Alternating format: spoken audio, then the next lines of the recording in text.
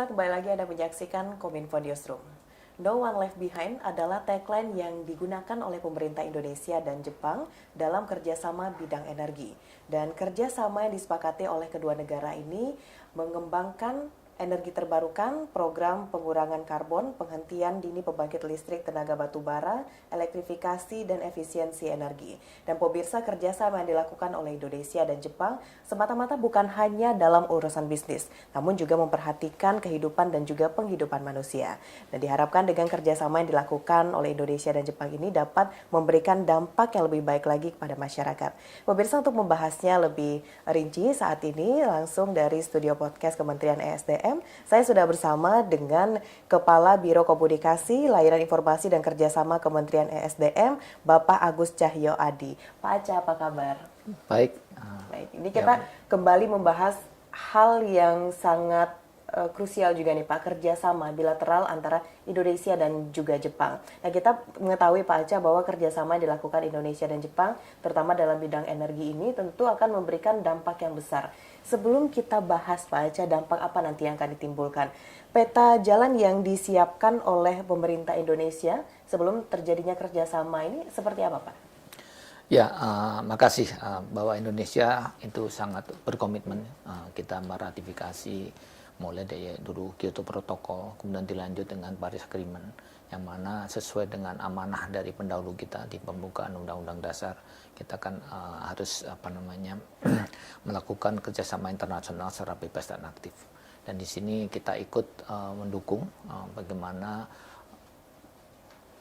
program UN FCCC, UN mengenai perubahan iklim, bagaimana kita ikut menuju ke energi transisi, menuju net zero emission, yang mana di sini menjadi komitmen besar bagaimana menjaga iklim suhu bumi tidak meningkat dari 1,5%, dan kita punya potensi besar, makanya ini kita kerjasamakan dengan dengan berbagai negara, berbagai institusi untuk bisa membuat net zero emission, dan kita sudah mencanangkan Indonesia akan menjadi negara yang net zero emission pada tahun 2060 atau lebih cepat, dengan target-targetnya ada roadmap-nya tahun ke tahun menuju sana.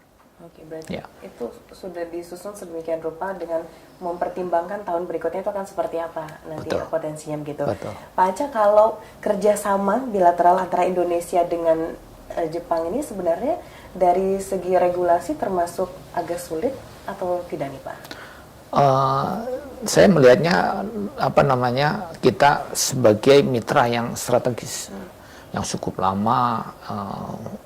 Kalau kita lihat apa yang hasilnya, kita lihat dari mulai walaupun katanya pampasan perang ada tol Jagorawi, kemudian LNG plant pertama di kita itu yang inisiasi Jepang di Arun dan di Badak di Kalimantan di Bontang. Kemudian ada yang Jepang juga mengembangkan industri aluminium, memanfaatkan potensi PLTA yang di Danau Toba sana, dibangun di situ Inalum pada saat itu.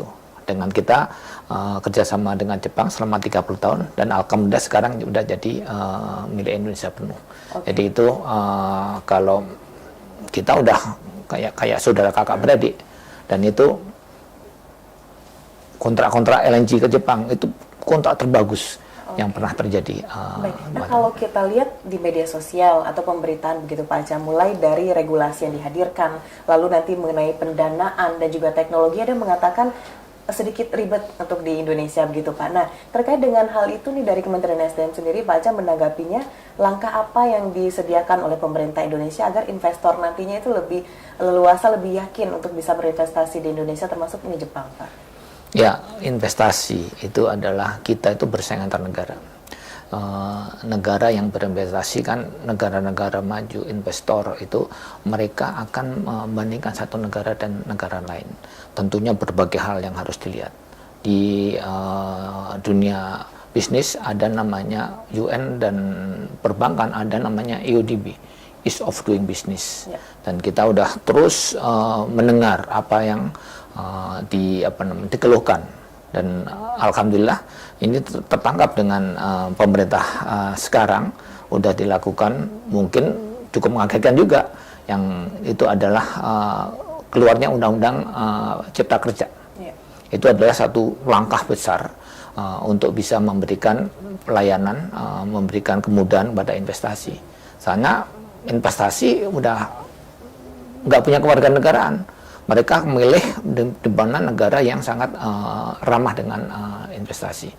Itu ada dimulai dengan kebijakan satu peta. Dulu kan ada yang ngomong tumpang tindih, yang satu untuk alokasi apa dengan ada perpres mengenai kebijakan satu peta. Kemudian satu data satu yang lain sudah ada perpres satu data. Dan yang kemudian di Undang-Undang Ciptaker ada namanya pemerintah buat online single submission. Semua disatukan. Kalau dulu setelah berjalan baik, nggak taunya izin lingkungan belum ada. Di OSS itu mulai ada namanya perizinan berbasis risiko. Semua badan usaha dari awal sudah mengajukan gimana sih mereka izin lokasi di depan, kemudian badan usahanya juga profil badan usaha dimasukkan di depan. Setelah itu clear, baru masuk mau milih usaha apa. Secara teknis ada di Undang-Undang Ciptaker dan PP 5 itu disebutkan mana sih usaha-usaha yang berisiko tinggi harus mendapatkan persetujuan dari Kementerian Teknis. Dan itu kita lakukan dengan tambah lagi digitalisasi. Jadi orang nggak perlu ribet pindah satu meja ke meja yang lain. Diawali dulu dengan pelayanan satu pintu di BKPM, terus lanjut dengan digitalisasi OSS.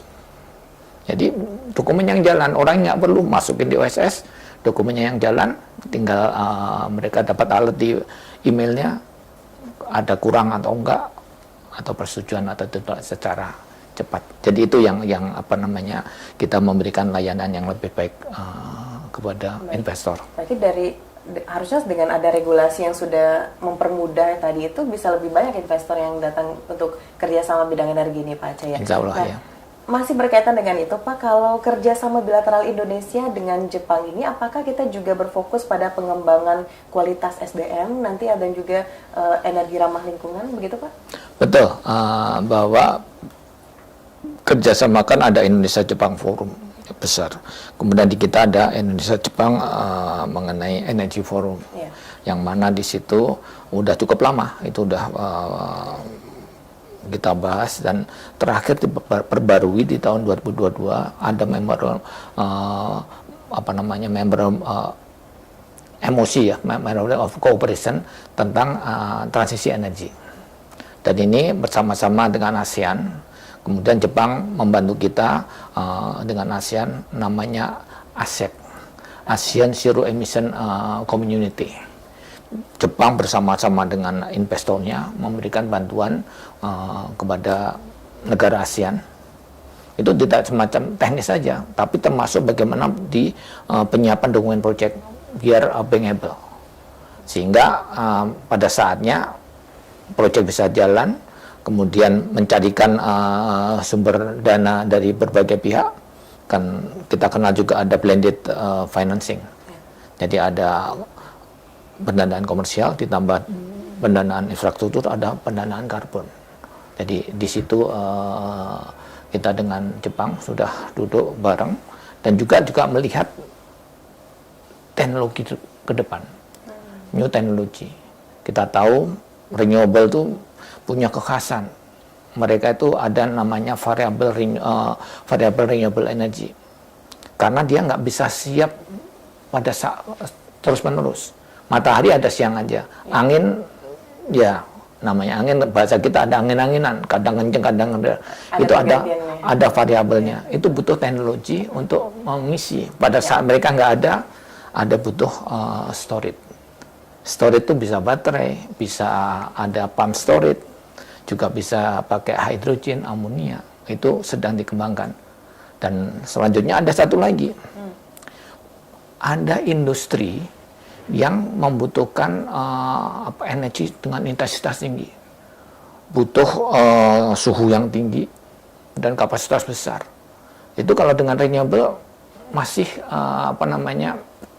belum bisa ketemu bagaimana mengharmoniskan. Butuh ada satu dikembangkan bagaimana namanya CCS, carbon capture and storage. Bagaimana kalau masih menggunakan energi fosil, karbonnya ditangkap kemudian disimpan. Kita punya potensi yang besar. Di secara geologi kita punya depleted reservoir bekas oil and gas ya.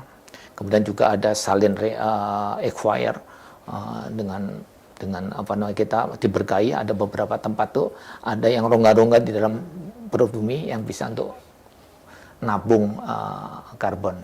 Kemudian tentunya tadi yang ditanyakan mengenai human capital, human resources. Semua program tadi ada capacity building-nya. Dan dulu Jepang kan ada Mombuso ya dulu ya. Mungkin teman-teman yang mendengar itu ada yang sudah mendapatkan beasiswa dari Mombuso, dari Kementerian Education-nya sana. Ini juga ada apa namanya, secara ada yang universitas level degree ya, ada yang vokasi, juga ada yang memberikan setiap tahun tuh ada yang ada dari GCCP, kemudian dari adalah apa namanya Jokmek dan lain-lain, memberikan kesempatan kepada pemerintah dan juga badan usaha untuk sharing experience ke Jepang. Sangat terbuka. Tapi benar-benar ini selain investasi, bisnis ini juga bisa mengembangkan kualitas SDM kita. Betul, gitu, ya. betul. Nah, pertanyaan saya selanjutnya sebenarnya sudah sedikit disinggung oleh Pak Acha tadi. Kan sekian banyak negara di Asia ini, Pak. Nah, kenapa Indonesia merasa bahwa Jepang ini adalah negara yang mampu untuk memenuhi investasi bidang energi di Indonesia nih, Pak? Negosiasinya itu dulu susah apa gimana tuh, Pak? Ya, tadi kita punya hubungan historical yang cukup bagus dengan Jepang. Jepang punya kekuatan, selain kekuatan culture-nya. Coba kalau kita lihat di pelajaran-pelajaran manajemen, ada yang namanya apa yang di Toyota itu apa namanya? Ada semacam just in time. Bagaimana si manufaktur, nanti coba dicari termnya apa? Itu benar-benar standar manufacturing. Teknologinya juga macam-macam. Coba lihat di pembangkit-pembangkit, generator ini sebagian besar dari Jepang, produk Jepang. Kemudian juga edukasinya juga tadi, kemudian investasinya juga kuat. Bagaimana perusahaan Jepang yang udah bekerja di Indonesia cukup banyak kan? Kalau kita lihat aja di beberapa sampai ada yang tower-tower yang lama, ada Sumitomo Tower itu Jepang, kemudian ada apa Wisma Nusantara, apa cukup kita tuh dianggap saudara. Jadi selain bisnis juga dengan Indonesia itu mempunyai historical yang cukup bagus Jepang dengan Indonesia. Baik, ada historical yang bagus antara Indonesia dan Jepang. Ini salah satu mengapa kita memilih untuk melakukan kerjasama bidang energi di Jepang.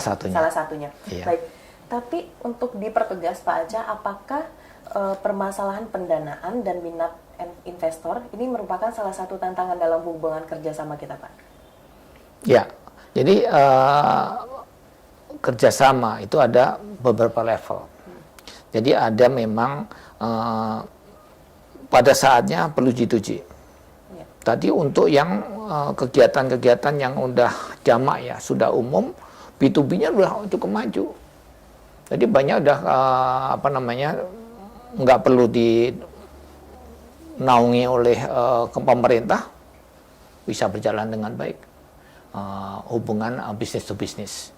Bagaimana Toyota, coba produk Toyotanya itu apa yang sekarang banyak orang pakai? Kijang. Kijang itu panjangnya apa? Apa? Kerjasama Indonesia-Jepang. Kerjasama Indonesia-Jepang. Oh, disingkat Kijang. Kijang. Banyak hal yang apa namanya bersama-sama. Tadi sudah saya sebutkan bagaimana LNG, kemudian ada ini sampai satu perusahaan yang luar biasa di Migas, Impact, dengan apa namanya oil and gas ya, sampai terakhir sampai Mas Selang tetap komit dengan Indonesia. Baik, terakhir Pak Aca, ini saya juga kita mengumpulkan beberapa pertanyaan juga dari masyarakat. Salah satu poin penting dalam kerjasama bidang energi Indonesia dan Jepang ini adalah mengurangi ketergantungan pemakaian bahan bakar fosil dan penghentian dini pembangkit listrik tenaga batu bara. Nah, jika pada tahun 2060 nanti transisi energi berhasil dilakukan, apa yang dilakukan dengan area PLTU batubara ini, Pak? Ya, PLTU batubara ini nanti kalau area PLTU batubara ini bisa di-repurpose, digunakan untuk hal yang lain. Dan di kontrak-kontrak listrik itu ada BOT, Build Own and Transfer. Jadi bagian dari utility kita. Okay. Jadi areanya tadi dengan utilities yang ada bisa digunakan untuk pembangkit yang lainnya, yang renewable. Jadi seperti itu, dan juga hal yang lain untuk tambang batu baranya. Tambang batu baranya kita programkan untuk batu bara kemudian untuk non energi. Jadi bagaimana diolah dengan teknologi yang ada bisa digunakan, dan kalau memang enggak, dialihkan kalian tambang itu untuk menambang mineral. Jadi harus diingat ini, dengan era net zero emission, ini butuh renewable, ini ada tambahan kebutuhan mineral pendukung. Butuh baterai, kemudian butuh fasilitas baru, hampir semuanya itu butuh mineral. Ini kita jadi sekarang pemasok terbesar nikel. Udah bisa menguasai market share dunia, udah menentukan harga di situ. Jadi di sini keahlian dari tenaga kerja tambang bisa dialihkan kepada tambang mineral. Dan juga kita program hilirisasi. Di situ bisa menangkap industri untuk mengolah tambang itu, bisa untuk mempekerjakan. Jadi net zero emission, program-program energi transisi kita targetkan juga sebagai driver ekonomi. Seperti itu. Banyak sekali manfaat yang sudah di depan mata nanti Pak, yang banyak opportunity. Indonesia. Baik, iya. Kita mau dengarkan closing statement dari Pak Aca terkait dengan kerjasama bilateral Indonesia dan pemerintah Jepang. Mungkin bisa sedikit saja, Pak. Ya, makasih Mona. Jadi kerjasama yang sudah baik berjalan cukup panjang ini harus dipertahankan, dan namun tidak sekedar karena hubungan baik. Ini kerjasama yang saling menguntungkan. Dan ada slogan kita, slogan dunia. Ya. Jadi untuk bisa energi transisi ini harus dengan collaboration. Ini nggak ada semuanya yang sendiri, itu nggak bisa. Tadi dari sisi resources, kita punya resources, kalau nggak ada demand-nya gimana? Kita membangkitkan listrik, nggak ada yang pakai listriknya, nggak ada yang beli, ya kita dagangan nggak laku, rugi. Jadi harus kolaborasi yang kuat, saling mendukung dari yang punya resources sumber daya, punya resources teknologi, resources pendanaan, kerja bareng, dan dengan namanya kerjasama harus dengan prinsip win-win. Kolaborasi, dan tidak dengan Jepang aja, regional. Satu lagi, no transition without transmission. Yeah. Jadi bagaimana kita nyambungkan sumber daya ini kepada demand. Regional sangat punya peran yang sangat penting. Bagaimana negara di ASEAN yang paling maju punya willingness to pay yang tinggi. Singapura tapi nggak punya resources. Dia bisa menjadi anchor buyer dari renewable untuk bisa mendukung renewable-nya, bisa punya nilai jual yang lebih tinggi lagi. Jadi ini kerjasama yang baik harus diteruskan dengan prinsip kesamaan hak dan kewajiban dan kolaboratif. Baik.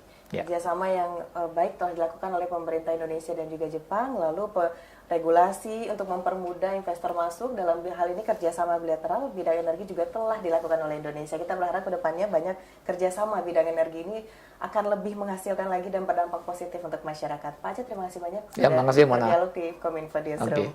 Dan pemirsa, itulah dialog singkat kita bersama dengan Kepala Biro Komunikasi, Layanan Informasi dan Kerjasama Kementerian ESDM, Bapak Agus Cahyono Adi. Usai jeda pariwara, kami akan kembali dengan informasi lainnya. Tetaplah bersama Kominfo Newsroom.